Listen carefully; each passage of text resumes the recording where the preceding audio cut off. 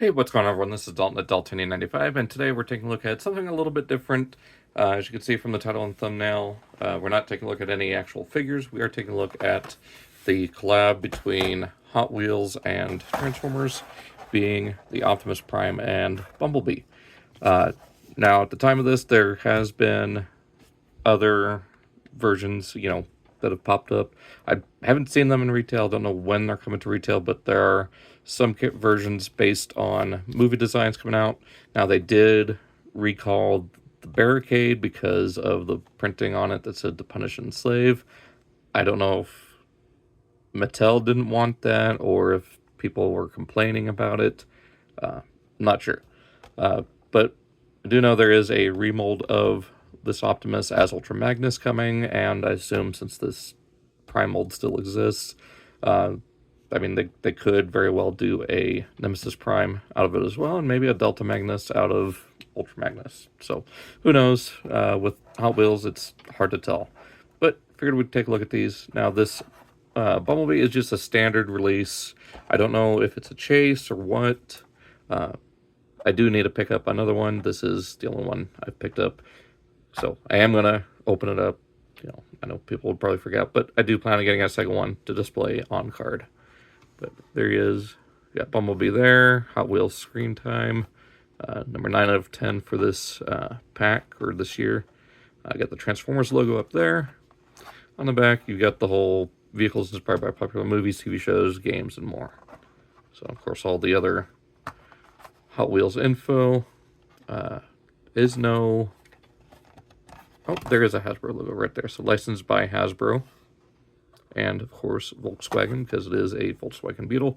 So there's that. And for Optimus, he is a track fleet. So these are smaller rigs built to fit on track.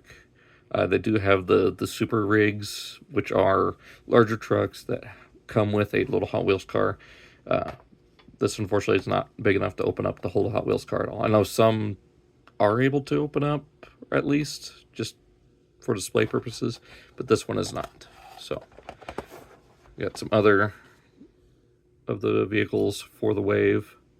Shows here how it works with the track. You do got a license there for Hasbro. For some reason, it's got a Volvo license, even though this is not based on a Volvo. This is based on a Freightliner. A little weird. So let's go ahead and get these opened and check them out. All right, so taking a look at Bumblebee. I mean, he's just a Volkswagen Beetle. Does have the little Autobot symbol there. Of course, you got the chrome there for the headlights. Get red taillights, the little Hot Wheels logo there. Of course, the enamel paint that is used for Hot Wheels. Standard Hot Wheels rims, which I still think these are some of the best, along with the circle, just straight up circles, around for the rim. But yeah, these classic rims are some of my favorite. Standard chassis, but then you turn it over and he's got the G1 face molded on the bottom, as well as actually having molded in Volkswagen Beetle 2023 Hasbro Malaysia. So yeah, and of course, being a Hot Wheels car, I mean, these cars are designed to roll amazingly well, and especially on track. So yeah, so there's Bumblebee, and of course, can't have Bumblebee without Prime myself. I did not mean to bump him into there, but yeah, so Optimus here, very much inspired more off of the Generation toy than the Bumblebee is. You can see just molded in like details from the original toy, like the arms, even the joint right there, the hinges here for the head, the little notch there for the head, joints for the arms, even like where the hinge would be for the chest to open up, and the headlights being molded to where it looks like the fists are going to plug in. So, of course, the bumper looked like the original toy. And even here on the back of the truck, you've got those ridges for the top of the feet. No face detail on the bottom. It would have been nice if Mattel had done that. But even here on the trailer, you get some molding like the supports that swing out to hold the trailer when it's in base mode. even up here with this little bit right there, the little clasps that go around the trailer. Got the door there, the bumper. Just all the details you'd expect to see on Prime's trailer. Would have been nice if there was like a little, like opens, not actually open, but just a little square molded, like that didn't have the ridges to look like the opening for the turret. But yeah, very nicely done. Now my copy that I've opened unfortunately does have some paint chipping off the rims. It is unfortunate, but he's probably mostly going to be just displayed like this on the shelf anyways. So, and of course, being Hot Wheels, it does roll incredibly well. And of course, jackknives. Not designed to be separated from the trailer. Just the way the ball joint is inserted, it is not meant to be removed. If you do remove it, it will break. So this is meant to be one unit, although articulated, to work on track.